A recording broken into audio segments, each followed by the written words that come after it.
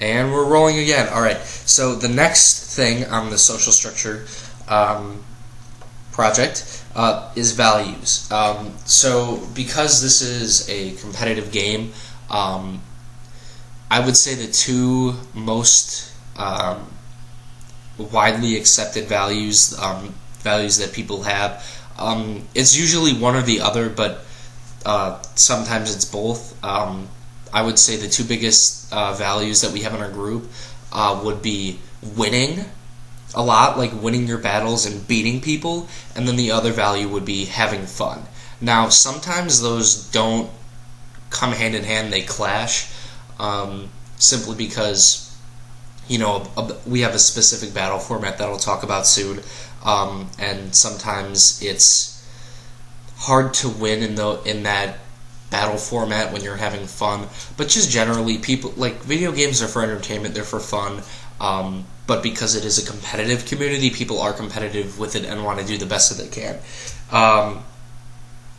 Another value we have is being funny, and this spins off of having fun or being fun. Would be like joking around, you know, like because we have so much slang, it's become joke to say like if I predict my opponent to switch out his Pokemon and I like kill the Pokemon that he sends in, I'd be like, is this game? I think this is game. Just like taunting them, you know, in a playful way, just joking around, being cocky when it's funny but not overly cocky. So those are some of the values. For beliefs, these kind of go along with values, but these are definitely more serious. The first of which is be fair.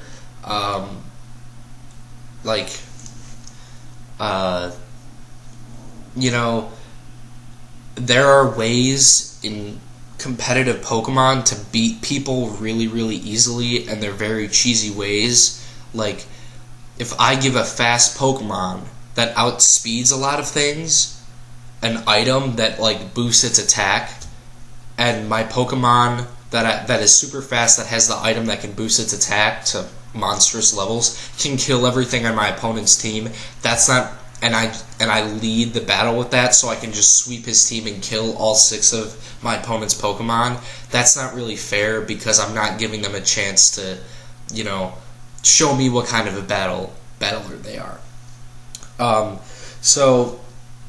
I guess I have to explain the battle format that we have right now, because the rest of the beliefs wouldn't really make sense.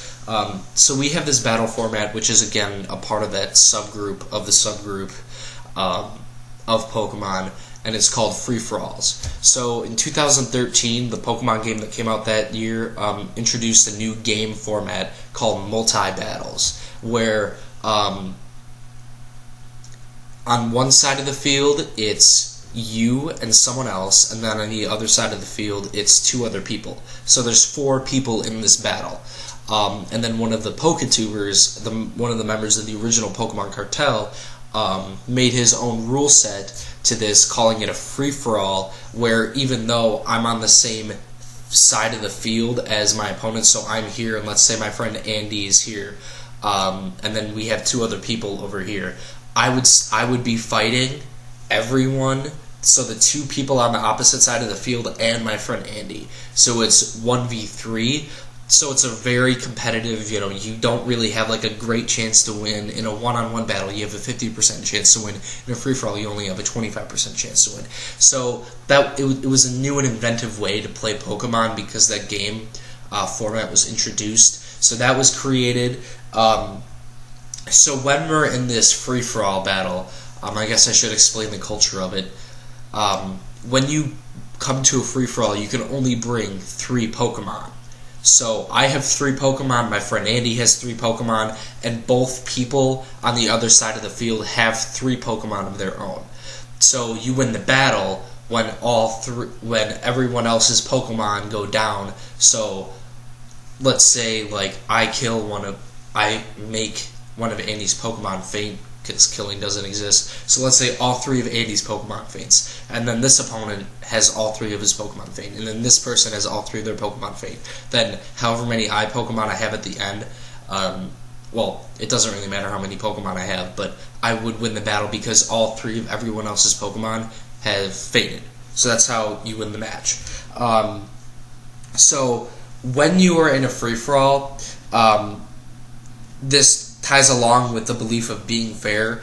Like I said earlier, like fire types are weak to water types. So let's say like I have a water type and my friend Andy has a water type.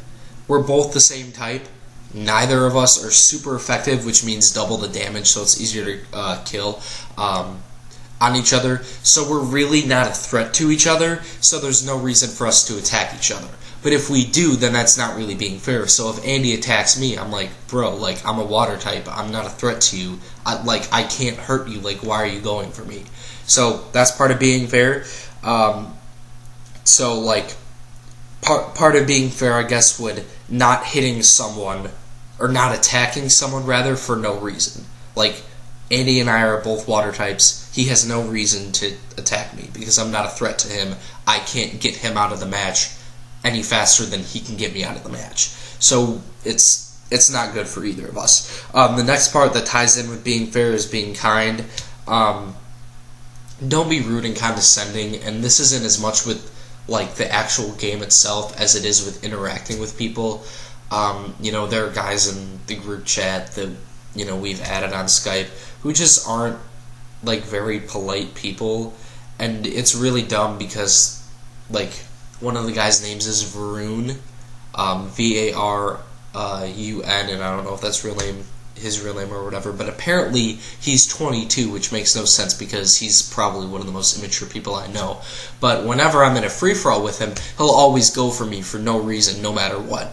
And he'll always trash talk me and swear at me and be like, oh, like, you're bad at Pokemon, you little effer, or, stuff like that, and that's not kind. So we've kicked him multiple times because he keeps coming back into the group, so we just kick him.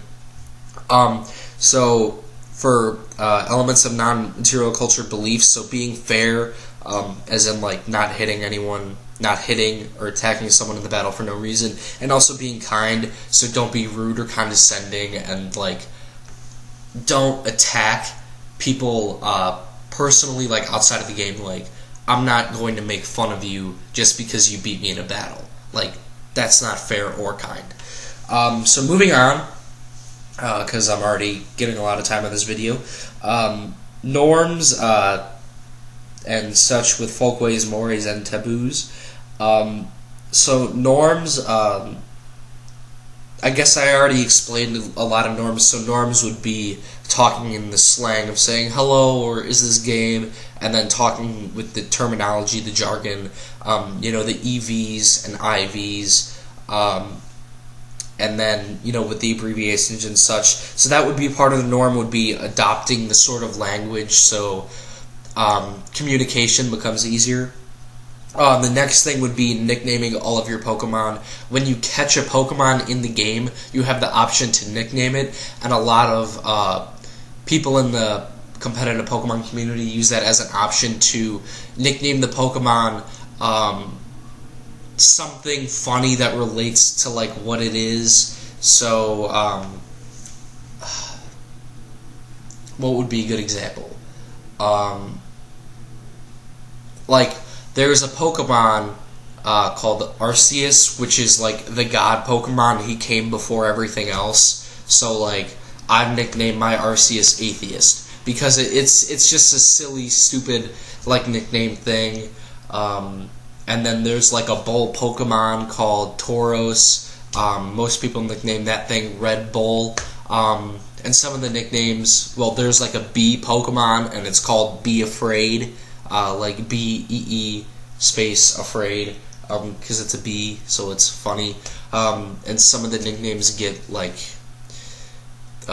vulgar and immature and refer to sex and things like that. So that's just like one of the norms too, going along with the abbreviations and slangs.